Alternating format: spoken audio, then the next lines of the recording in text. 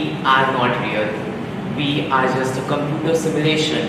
We are inside a computer. We are just mere simulated beings. That is different, right? That is a popular theory of multiverse. That is the virtual simulation theory. Jai Hind everyone. This is Aditya and today I am going to talk something about multiverse. That what actually it is, the theories behind it, and the solution to test that is multiverse real or not. In 1957, a graduate from Princeton University, Hugh Everett, was sitting with his friends in a student hall when he suddenly came up with the idea that quantum effect causes the universe to constantly split into parts, and that creates multiverse. That creates countless universes. We are part of a multiverse that consists countless and infinite universes running parallel to each other. But the idea of multiverse is not as novel as it may appear. The mention of multiverse is found in the ancient Greek philosophy. The idea of multiverse is even conceptualized in the ancient Hindu texts, in the Vedas, in the Ramayana and in Mahabharata even. It is mentioned that there are many worlds ruled by different kings and different gods, and a movement might occur in different world in past that might occur in another world in future. This suggests that time is not linear, rather it's cyclic. Even in the Buddhist text, it is stated that there are infinite worlds, each going its own cycle of creation and destruction. But many scientists deem multiverse as not a legitimate topic of scientific inquiry. They see multiverse as a philosophical notion rather than a topic of scientific research. This is because, as in the case of black holes or planets or the moons, stars, anything, we can see that they exist, so we know that they are there. But that's not the case with multiverse. We are in an age where we have not even ventured outside our galaxy. We have just gone out of our solar system, so we can and we are talking about a whole lot different universe.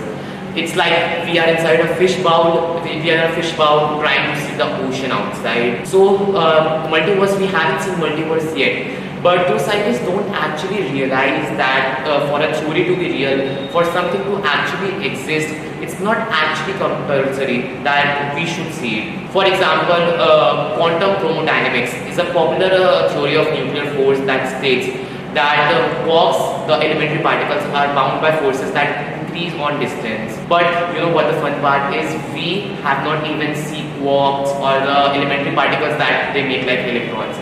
Because according to the uncertainty principle, it is not possible for us to see quarks and all, because their size is small, the wavelength of light. So it's not possible for us to see them. But still, we know that they hold true, because we still know that quantum thermodynamics hold true, because with it we can make assumptions and we can verify those few assumptions.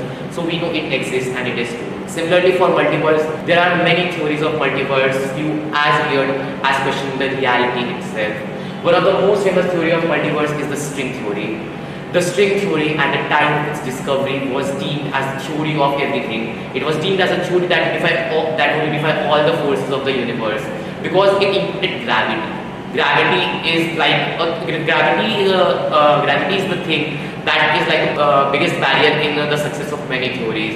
Even the standard model that is right now seen as the theory of everything doesn't include gravity. So string theory included all the forces of the universe, gravity, friction, everything. But the problem with string theory was that it could not function in our universe, because the string theory required 10 dimensions to function, and in our universe we only have 4 dimensions, 3 spatial and 1 temporal. Scientists try to do calculations in modern universes to make string theory true for our universe also, but that did not happen. But string theory thus could not become the theory of everything. But still, it could be used to answer many questions, and one of those is multiverse.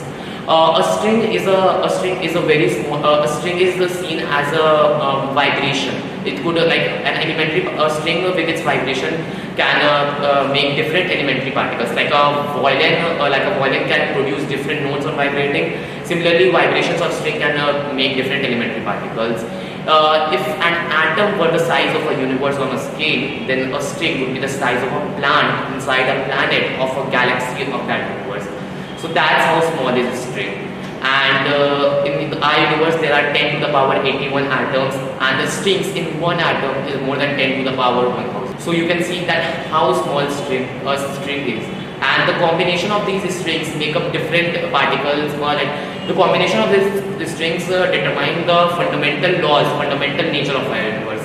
And minor variations in this in these combination could create unimaginably different universes. For example, if the size of proton was 0.0002 times bigger than what it is right now, then all the atoms of the universe would collapse into themselves, and they would be like there wouldn't be any our universe wouldn't exist. So like there could be infinite possible combinations in string theory, and thus it can be formulated that there could be infinite universes running parallel to each other. The second theory is the virtual simulation theory.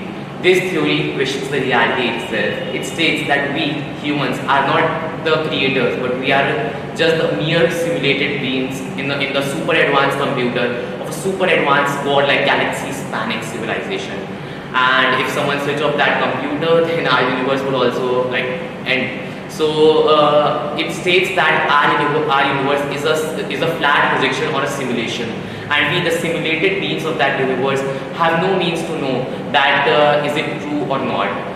In that universe, the speed of light is the rendering speed of that universe, and if we can travel faster than the speed of light, so we can see the parts of the universes parts of our universe which have not loaded yet. Now you might think that in our universe, like an object is made up of quadrillion of atoms, and then we are so complex beings, have so much fluids and neurons, everything running inside. So according to virtual simulation theory, that's not the case. When we cut open our body, or when we see an object with microscope, so those things that we see, atoms, fluids, they generate quickly, and like when we don't see it, it's empty, it's hollow inside. That's why this universe has so high speed. Many people deem this virtual simulation theory as not true, as just a fiction, but who knows, it might be true. We don't have any means to verify this. If like for a civilization, the minimum requirement for a simulation is to achieve consciousness. We humans, we know that we are real because we are conscious beings. So consciousness could be achieved virtually. If we assume that the contacts between synapses and the brain inside our body as one operation, so in 1 second there are about 10 to the power 80 operations. So for achieving consciousness for about 7.9 billion humans, we would need a super advanced computer that would handle trillions of operations per second, operations more than the number of stars in our universe. And it is possible for a super civilization, assuming that they have unlimited computing power. So for every real being in flesh, there are billions of simulated beings. So our multiverse could just be a lot of computers having different simulations running parallel to each other. The third theory is the many worlds interpretation. Many worlds interpretation was given by Hugh Everett in 1957. It states that all the calculations of all the quantum calculations, all the outcomes of quantum calculations do hold true in some model universes, and this suggests that there are infinite number of universes because there can be many outcomes of a quantum calculation. The fourth theory is the black hole cosmology. According to this, our universe is inside a supermassive black hole, and this further formulates that all the black holes in our universe, from the primordial ones to supermassive ones, all are gateways to some alternate realities. All these black holes are like wormholes into alternate universes, and things going in through those black holes may pop out like white holes in some another universe. The fifth theory is the Big Bubble theory. The Big Bubble theory is somewhat related to Hawking's inflation theory, which was released which was stated in the research paper released 10 days prior to his death. According to the Big Bubble theory, after the Big Bang, some parts of the universe expanded exponentially faster than other parts of the universes, and that created pockets of space and time. So it created bubbles or like pockets of universes separated by empty void. So our multiverse is a huge eternal sea, or eternal cosmic sea, and the universes are the bubbles in that cosmic sea, being separated by that sea. So That is our big bubble theory.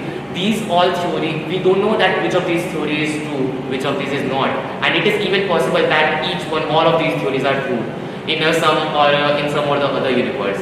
Now coming to the proof of multiverse, that is it actually out there or not? We can find the proof for the one proof which came for the multiverse was back in year 2017 in the Aditya constellation, that is in the southern hemisphere, that is seen from the southern hemisphere. There is a spot that is 0.00071 degrees Celsius cooler than its surroundings. The scientists thought it as super void and named it cold spot. But in 2017, few cosmologists formulated that the cold spot is not a super void, but rather it was an impression on our cosmic background that was created due to collision from different universes. And due to that collision, the cold spot was created. We don't know that is this exactly a proof or not, but if this could possibly be the first proof of the multiverse. Now coming to the question that how can we answer the question of multiverse, is that we should dive deeper and more deep into the space. That's the only solution we can know that if multiverse exists or not. And how can we do that? Like for now, the farthest man-made object into the space is the Voyager 1 spacecraft that has entered the interstellar space. So what we can do is launch several Voyager 1 types spacecrafts into the universe and station them at different distances from Earth. Like one satellite would be in interstellar space, sending signals to another one in an exoplanet, and that one sending signals to Jupiter maybe, and that one sending to Earth. This may create a chain of signals, and this would help us to avoid losing contact from the farthest spacecraft. This would enable us to dive deeper into the space and would get answers not only to multiverse but also to a lot of different theories. Concluding, I want to say that we humans are just a type 0.7 civilization according to Kardashev scale. We have not even completely controlled the energy source that is available to us as humans. There are many unanswered questions in our universe itself, like the Fermi paradox, heat death paradox, and many more. We still don't know answers to many things, not only in our solar system but in our planet itself. And we are talking about multiverse. So we cannot say that multiverse does exist out there due to our technological incapability, but we can again not say that it's a hoax again due to our technological incapability. One day we might cross roads with multiverse if humanity persists and we develop a technology to go out there in some other universe.